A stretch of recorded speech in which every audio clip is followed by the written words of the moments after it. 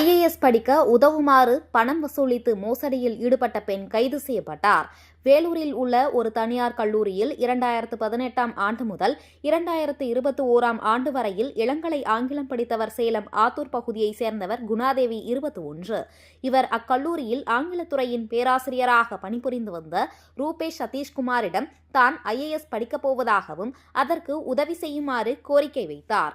அவர் முதலில் 35,000 வழங்கியுள்ளார். பின்னர் குணாதேவி மீண்டும் பேராசிரியரை தொடர்பு கொண்டு உத்தரகாண்ட் மாநிலத்தில் மிசோரியில் உள்ள தனியார் IAS அகாடமியில் தங்கி பயின்று வருவதாகவும் தந்தை இறந்துவிட்டதாகவும் இரத்த புற்றுநோயால் பாதிக்கப்பட்டுள்ளதாகவும் கூறி சிகிச்சைக்கு பணம் கேட்டுள்ளார்.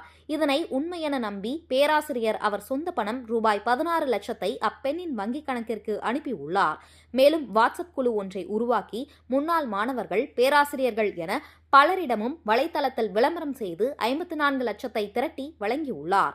தான் IAS முடித்துவிட்டதாக ஒரு அடையாள அட்டையை பேராசிரியருக்கு அனுப்பியுள்ளார். அதனை பேராசிரியர் விசாரித்ததில் அது போலி எனவும் அவர் பயிற்சி பெறவில்லை என தெரியவந்ததால் குணாதேவியை பேராசிரியர் தொடர்பு கொண்டு கேட்டபோது அவர் பேராசிரியரை மிரட்டும் தோணியில் பேசியதால் மோசடி குறித்து வேலூர் மாவட்ட காவல்துறையில் புகார் அளித்தார். போலீஸ் குணாதேவியை கைது செய்து துறப்பாடியில் உள்ள பெண்கள் சிறையில் அடைத்தனர்.